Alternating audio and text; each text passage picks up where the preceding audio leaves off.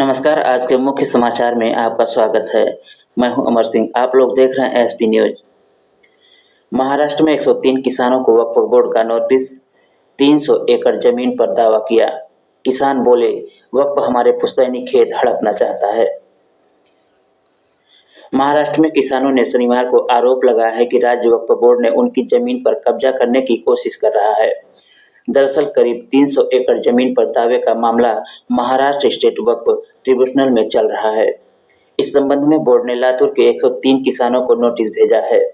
मामले में 2 सुनवाई हो चुकी है। अगली सुनवाई 20 दिसंबर को होनी है। इस पर किसानों ने दावा किया है कि यह वक्फ की संपत्ति नहीं है, उनकी पुश्तैनी जमीन है। वे पीढ़ियों से इस पर खेती करते आ रहे हैं। किसानों ने महाराष्ट्र सरकार से न्याय दिलाने की अपील की है। मीडिया रिपोर्ट के मुताबिक राज्य वक्फ बोर्ड के अध्यक्ष समीर काजी ने इससे इनकार किया है। उन्होंने मीडिया को बताया है कि वक्फ बोर्ड की तरफ से किसी को नोटिस नहीं भेजा गया है, किसी की जमीन पर दावा भी नहीं किया गया है। एक व्यक्ति ने ट्रिब्यूनल में अपील की है, सिर्फ उसे नोटिस भेजा गया है। मोदी सरकार वक्फ बोर्ड कानून में बदलाव करना चाहती है। मोदी सरकार वक्फ बोर्ड एक्ट में करीब 40 बदलाव करना चाहती है। इसी साल मानसून सत्र में 8 अगस्त को लोकसभा में वक्फ बिल पेश किया था। कांग्रेस समेत कई विपक्षी दलों ने इसे मुस्लिम विरोधी बताया था।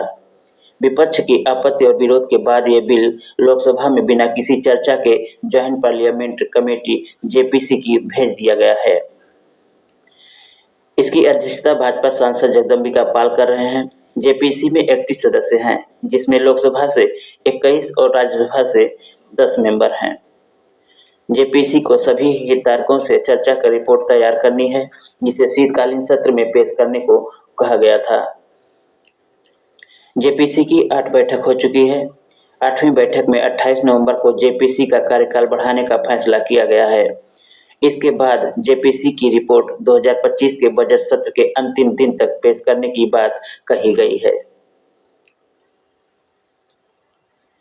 वक्फ बोर्ड में इस्लामिक कानून के तहत धार्मिक उद्देश्य में दान की गई चल अचल संपत्तियों की देखरेख के लिए कानूनी तौर पर एक संस्था है। संसद ने 1954 में वक्फ के लिए कानून बनाया था। इनके पास किसी जमीन या संपत्ति को लेने और दूसरों के नाम पर ट्रांसफर करने को कानूनी अधिकार नहीं है। बोर्ड किसी व्यक्ति के खिलाफ कानूनी नोटिस भी जारी कर सकता है। वक्फ बोर्ड किसी ट्रस्ट से ज्यादा पावर के पास होती है। हालांकि वक्फ बोर्ड के अपने एक काम कुल आदमी खर्च का पूरा लेखा जोखा रखना होता है।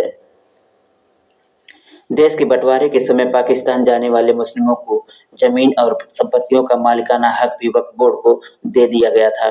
कानून लागू होने के साल भर बाद यानी 1955 में कानून में बदलाव करने के हर राज्य में वक्फ बोर्ड बनाए रख जाने की बात कही गई है। इस वक्त देश के अलग अलग प्रदेशों के करीब 22 वक्फ बोर्ड हैं। ये वक्फ की संपत्तियों का रजिस्ट्रेशन, देखरेख और मैनेजमेंट करते हैं।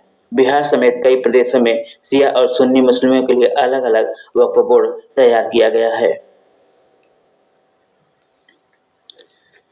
मोदी सरकार ने 8 अगस्त को लोकसभा में वक्फ संशोधन बिल पेश किया था।